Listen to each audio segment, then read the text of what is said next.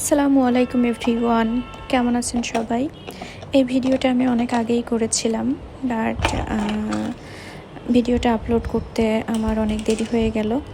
বাসা থেকে আম্মু দেশি মুরগি রান্না করে পাঠিয়েছিল, আর আজকে আমি রাতে দেশি মুরগি দিয়ে খাবো রাতের খাবার। আর দেশি মুরগির টেস্ট অন্যরকম থাকে, কালারটা দেখেই বুঝতে পারবেন যে কতটা লোভনীয় এটা। আর দেশি মুরগি সবসময় একটা অন্যরকম স্মেল থাকে, যেটা আমার খুবই ভালো লাগে। আর আমার মাংস হলেই মন চায় যে একটু পোলাও দিয়ে মাংস খাই। আর দেশি মুরগির সাথে পোলাওটা আমার অনেক বেশি ভালো লাগে খেতে। তাই আমি মাংসটা গরম করে একটু পোলাও রান্না করে নিব। আর এই যে আমার পোলাওটাও রান্না হয়ে গেছে। আমার কাছে পোলাও রান্নাটা খুবই ইজি মনে হয় অনেক তাড়াতাড়ি রান্না হয়ে যায়, এটা কষ্ট কম হয়।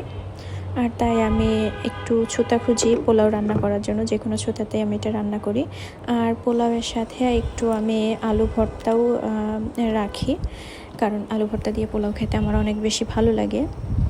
আর এই আলু ভর্তাটা আমি আসলে আমার হাজব্যান্ডকেই করতে বলি, অনেক রিকোয়েস্ট করে আমি তার কাছ থেকে ভর্তা করে নেই, কারণ তার হাতের ভর্তা খেতে আমার অনেক মজা লাগে, অনেক।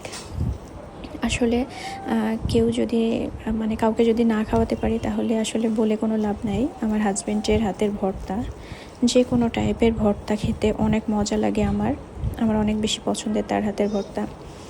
আর আমি জানি না, আমি ভর্তা করলে আমার কাছে খেতে ভালো লাগে না কেন জানি। আমি তার মতো করে ট্রাই করি করার, বাট হয় না।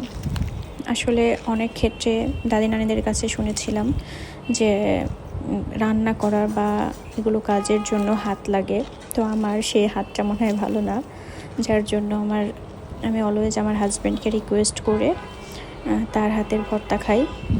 আর সে ভর্তা করলে একদম পারফেক্ট হয়, কোনো কিছুই যেন কম হয় না।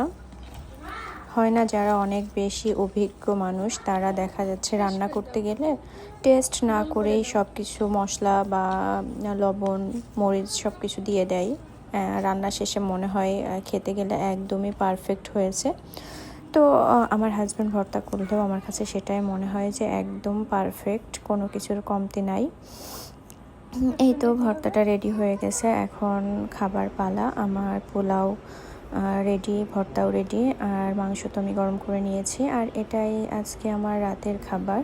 আমার ভিডিওটা কেমন লাগলো সবাই অবশ্যই কমেন্ট করে জানাবেন, আর পাশে থাকবেন এবং লাইক অ্যান্ড কমেন্ট করবেন। Thank you.